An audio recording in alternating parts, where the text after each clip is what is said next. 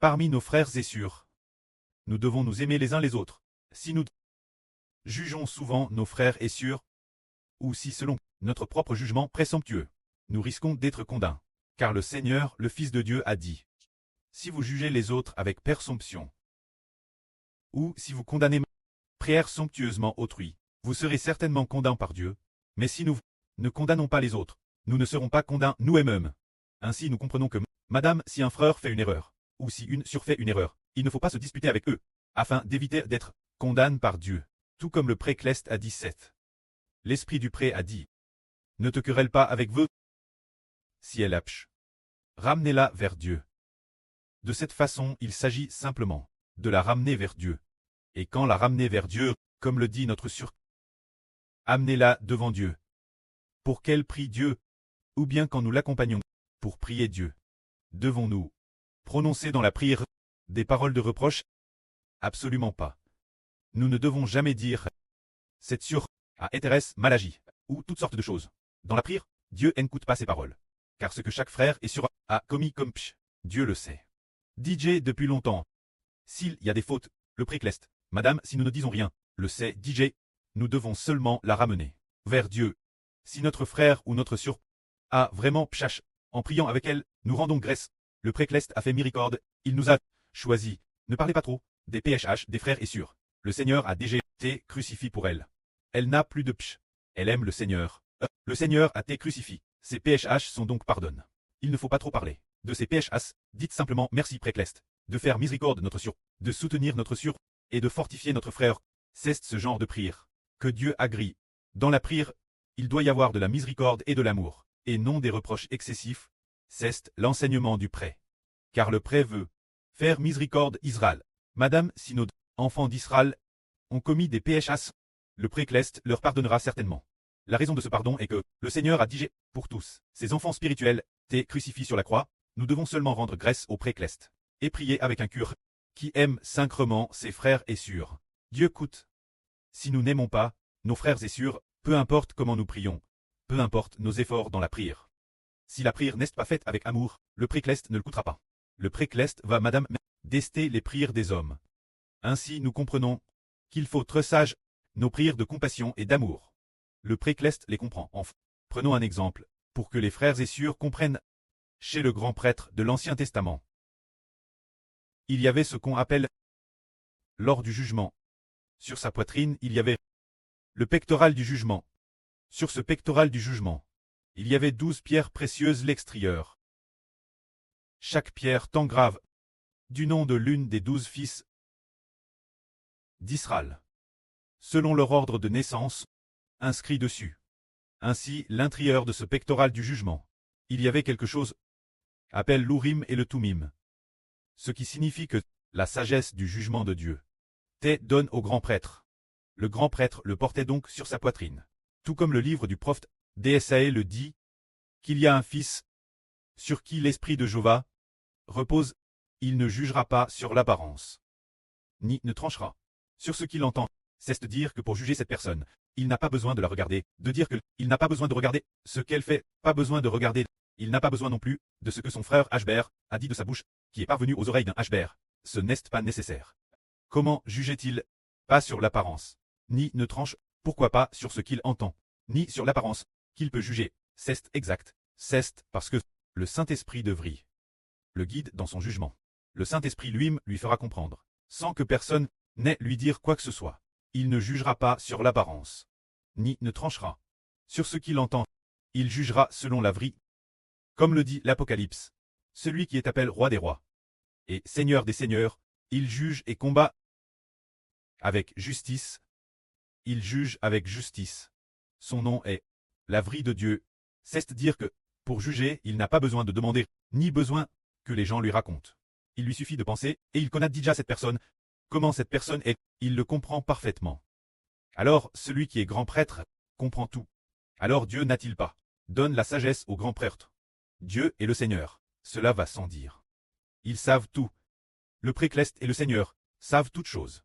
Dans ce cas, si nous traitons avec saint-cri nos frères et sœurs, alors le précleste louera cette personne. Si cette personne aime sincèrement ses frères et sœurs, le précleste le verra. et l'épalira comme berger. Car le pré Cleste est le Seigneur. Quel genre de personnes veulent-ils lever pour battre les enfants du pré et du Seigneur? Le pré et le Seigneur choisiront.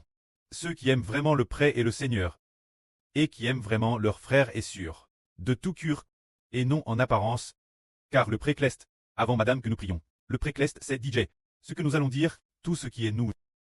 Madame notre cure, est créé par le pré, notre esprit, est aussi créé par le pré, madame si nous ne disons rien, le pré Cleste et le Seigneur le savent, DJ. Alors nous, souhaitons seulement que le pré change le cœur de nous ses enfants. Pour que le cœur de nos frères c'est sûr, est un cœur qui aime vraiment le pré Cleste et le Seigneur, et qui, vraiment, aime les frères et sûrs, ainsi, le pré et le Seigneur se réjouiront de nous. Car si nous faisons mal, le faisons en secret, ou en secret. Pensons des choses pécheresses, ou pensons en secret. Des choses qui ne plaisent pas Dieu. Le pré Cleste le sait, DJ, et scrute toutes choses. Car la Bible dit, Jéhovah est celui qui sonde les reins et les cœurs Dieu. Plus forte raison, notre esprit qui l'acquiert. L'esprit qui habite en nous est créé par le pré Cleste. Ce que nous pensons dans notre cerveau, il le sait entièrement. Devant notre pré Cleste, toutes choses sont nues et découvertes. Ainsi, nous, avec un cœur honte et sacre, traitons les frères et sûrs. Et avec un sacre cœur aimant le pré Cleste, si nous avons vraiment pch, le pré Cleste va-t-il ne pas pardonner? Il pardonnera certainement, mais condition qu'il voit que nous nous soyons vraiment corriges, vraiment repentis, conscients de nos PHS. Et que nous ayons chance, et voulons aussi faire des efforts pour changer, voulons faire de grands efforts pour nous redresser. Alors nous serons certainement loups par le pré Cleste. Et aussi bénis par le Seigneur Jésus-Christ. Madame s'il y a eu trop de discipline auparavant. Mais s'il se repent, le pré Cleste pour manifester cela dit, il s'est repenti. Je vais le bénir doublement. Alors si nous faisons ainsi, nous serons bénis. C'est tout comme dans l'Antiquité. Euchbert disait, chez le souverain sacrificateur, il y avait l'Urim et le Tumim, madame par exemple. Madame, si les frères et sûrs n'ont rien fait, le frère Eshberl sait. Prenons un exemple, pour faire savoir aux frères et sûrs, que le frère Ashber sait tout. Par exemple, notre sœur Feng, il y a quelque temps, le frère Benjamin et la sœur Jaowan. Ils ont pour les frères et sûrs créer des comptes. Alors le Saint-Esprit Louis a dit, sur Feng, s'efforce de tlarger la vrille, il faut donc absolument lui réserver 3 comptes. Le frère Eshber n'a pas non plus. Demain la sœur Feng, ni ne l'a vu, ni n'a regardé si elle avait tlargue ou non. Sans rien vérifier, l'esprit du pré l'a dit Louis. Dieu se serait-il trompé dans son jugement? C'est correct. Le jugement de Dieu est, oui, l'esprit du pré Cleste et du Seigneur. Comment juger? Se dire comment? Le pré et le Seigneur savent tout sur chacun. Tout ce que nous savons. Le pré Cleste le sait. Mais si, nous croyons tort que le pré Cleste se trompe dans son jugement, alors nous faisons probablement fausse route. C'est ici que nous allons partager un beau témoignage. C'est dire qu'auparavant l'esprit du pré avait déjà dit de rejeter une personne, savoir Mandy, parce qu'elle a toujours abandonné Dieu. Son cœur entier s'est détourne. Alors, ce moment-ci, elle t'est repartie. Nous ne nous en serions pas trop soucis. Car l'esprit du pré a pousse ainsi. Puis une sœur a pense. Apprend que la sœur Rebecca manquait d'amour, en disant, pourquoi ne fais-tu pas de ton mieux pour la retenir et ainsi de suite, la contacter, etc. Alors ce jour-là, sur pleine de graisse a vu, concernant ce que cette sœur disait, propos de retenir Mandy. La terre a ouvert sa bouche, pour engloutir cette sœur, ce qui signifie, notre amour est-il plus grand que celui de Dieu? C'est impossible. Notre compassion est-elle plus grande que celle de Dieu? C'est impossible. Dieu a jugé. Et nous nous soumettons la volonté de Dieu. Parce que cette personne, c'est DJ oppose Dieu. Et pourtant, nous pensions encore, notre sœur maîtresse, celle qui explique pour les autres, la sœur maîtresse, pensait encore, qu'elle manquait d'amour en la réprimandant. Au contraire, Dieu allait ouvrir la terre pour engloutir. Notre sœur Yang-Yun, cela montre que dans notre jugement, nous ne pouvons pas nous croire plus justes que Dieu. C'est impossible. L'amour de Dieu est plus grand que le Empereur. L'amour du Seigneur Christ est plus grand que le Empereur. Alors ce que le pré et le Seigneur ont jugé, c'est ainsi. Et si nous prions pour ces personnes, ou si nous nous approchons trop d'elles, comme si nous voulions trop proche d'elles, alors ces personnels diront du mal d'Israël. Et par garde, nous pourrions les suivre. Trébucher, et Madame risquait de prier. C'est pourquoi ce que les bergers de Dieu enseignent, nous devons y obéir. C'est tout comme un venement de l'Antiquité. Lorsque Kor et ses partisans se sont révoltés contre Dieu, Alors beaucoup de gens ont voulu interdire pour Corps, l'époque de Mose. Cest rapport. Dans le livre des Nombres, Corps et les siens, Esther révolte contre Mose et contre Aaron. Alors Mose a dit, ce n'est pas contre Mose, ni contre Aaron, que Corps s'est révolte, mais c'est contre Dieu. Pourtant, beaucoup de gens se sont également rang du CT de Corps. Alors Dieu s'apprêta à fendre la terre pour engloutir ces gens. Alors Mose supplia Dieu en disant, Éternel, si un seul homme pêche, vas-tu détruire toute cette multitude? Alors Jéhovah dit Mose, dis-leur de soigner de corps. Ceux qui ne soigneront pas de corps seront engloutis par la terre. Alors ces gens soignent de corps pour ne pas être détruits par Dieu.